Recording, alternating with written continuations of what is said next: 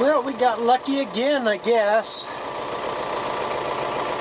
That storm has been hitting the Midwest, and Buffalo's going right around us again. I don't know if that's a good or a bad thing. I mean, there's karma. For every good thing, there's a bad thing. Yin and yang, whatever you want to say. And I don't know if we're going to get hit hard later, or if we're on the good side of, because that storm last week that went up the East Coast missed us.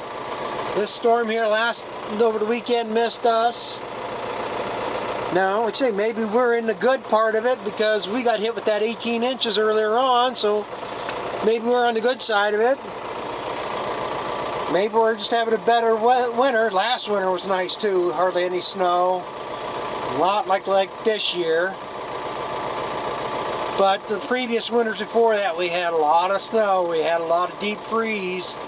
So like I say, I don't know if we're on the good side of yin and yang or whatever you want to say, but still have the problems. I come over here to get my hay, and my tarp's all ripped up. Not complaining too much. They say they're got a life expectancy if you take care of them, 6-7 years. And that's at least how old this tarp is, if not. But they say we did have some higher winds, and it gets whipping in the wind just enough.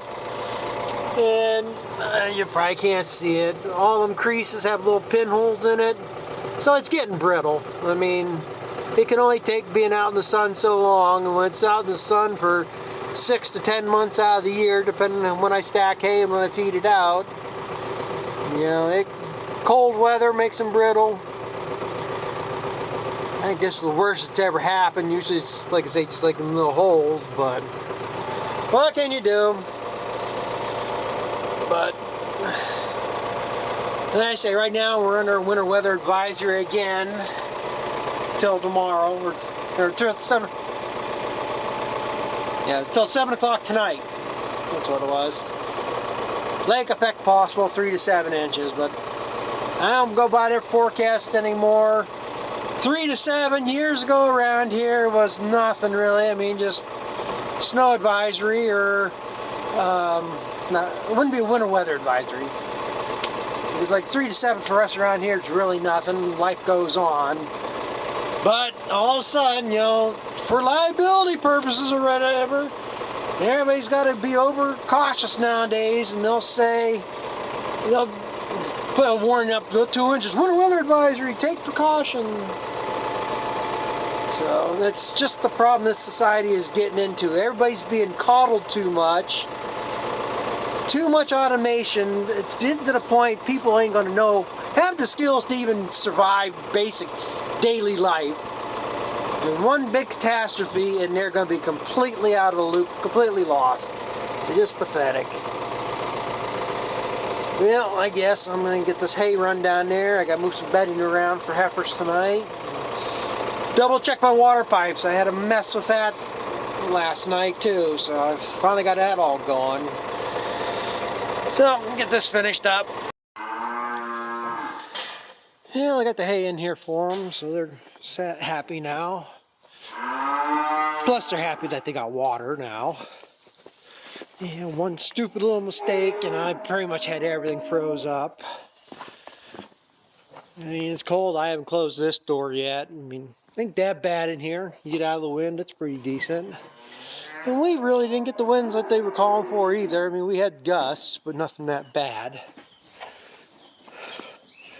But one little mistake, like I say, this was all froze up. All because, like I say, the main water pump froze. And I normally don't have problems with these waters. I'm a little worried about them this year because each water is supposed to handle 60 head, and I got 2 waters in here. And as long as they're drinking water and water's moving, it doesn't really freeze. Or as long as that fill hole's covered. I mean, there's like a heat well in there to pipe down. There's a 2-foot culvert pipe that we stuck in there. to get down there to 3-4 foot, and that gets the heat from the ground to keep the pipe from freezing. And as long as, like I say, as long as this water's full of water, it's not usually a problem. But what happened when the water pump froze, they drunk this down, that hole up there got open so the cold air could get up in there and ended up freezing the float up in there. It wasn't too bad, but just take the heat gun, stick it in there a little bit, and watch that you don't melt the plastic. And eventually it came loose. And then this one was froze too, but I got a little bit of a problem with this one now. I'm going to say same thing happened here. Of course it's stuck again. But where the shutoff valve is in here, it's leaking, dripping in there. And I ain't going to take time today to do it because I got to go. Wanted to make sure I got the water going. I don't know what the hell I'm going to do. I don't need that. Don't want that dripping in there all this time. But the only way I'm going to fix it is I'm going to have to pull the water up, which is no big deal. It's just 4 bolts to hold it to the slab. But let me see if I can get that open. This is valve, shut-off valve here. You can see that flicker in there, and that's how much it's dripping. I probably maybe should do something about it tonight.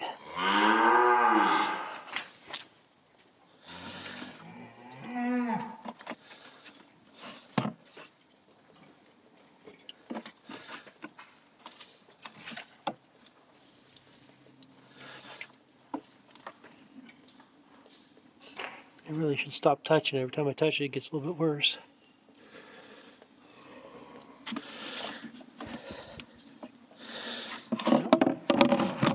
That's what it's going to be for tonight. What I may do, probably what I should do, shut the water off them tonight. See what I can do.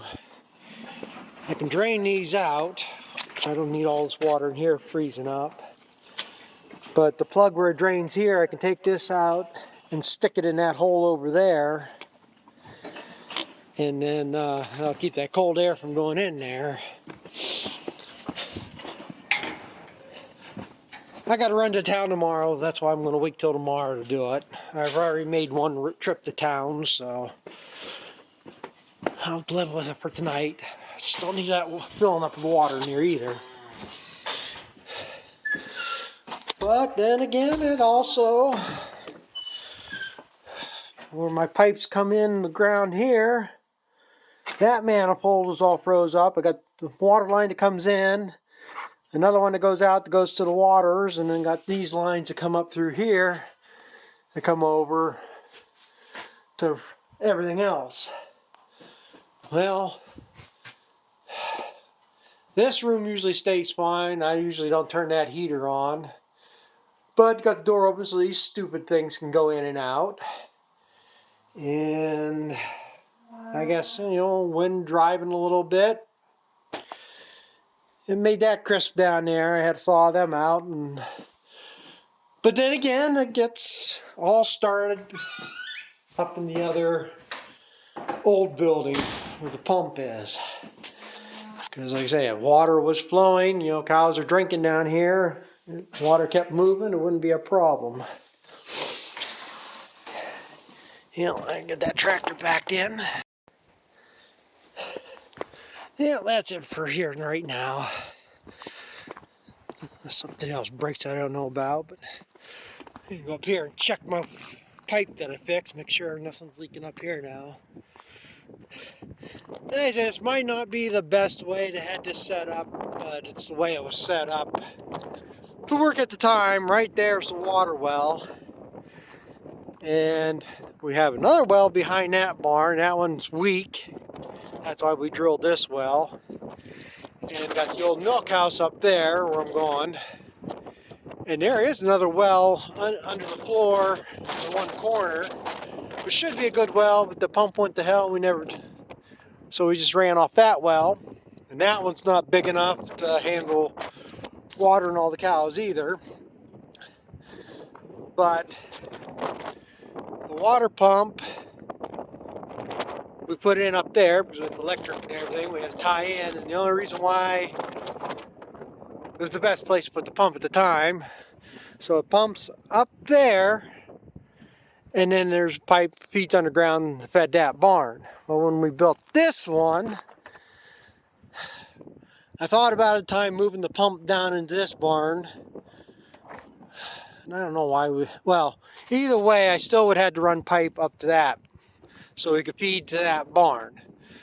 So what we ended up doing, like I say, left the pump up there, so it pumps from here up there and then comes back in there to feed that barn. So maybe it's a little redundant or whatever, I don't know, but the way it was worked out the best way to plumb that up. And now I wish it was down in there, because then I wouldn't have to worry about that as a problem here. There's no insulation in this building, and I do have another one of them heaters in here to help keep everything from freezing. Well, I don't know if that thing's got a bad sensor or what in there, but I shouldn't have to turn it up all the way to get it warm enough in here. So, you know, I used to only run it around, it's got 10 numbers on there. I used to just keep it running around 3 or 4 in here. And we just need to keep it warm enough so it doesn't freeze. And right now, it's probably about 50 degrees in here. Well, like I said, the thing is, I don't know if that thing doesn't sense right or what. Well, I didn't run and keep it warm enough in here. Right now, I got up to like 9 or something and finally warmed up. But because it didn't run like it should, all this froze up in here. So because this froze, didn't get water down there, and then that let everything else freeze down there. Oh, I see one more thing I got to hook back up. But anyway, I got this thawed out, had the pump running and stuff, and when I turned the water back on, so it'd feed down to the new barn, that T was cracked right there. So that's what I had to do. I went and got, well, I got a drip there again. You know, ain't as bad as the one down there. I'll have to check that again. But I'm definitely not buying new ball valves. Good God, a ball valve like that's $40. Luckily, it ain't the valve that cracked.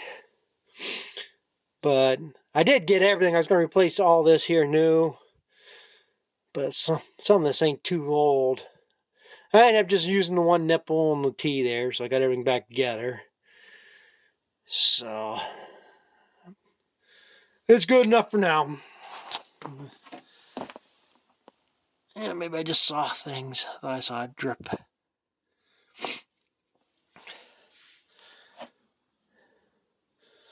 No, I ain't worried about it here now. I got, like I say,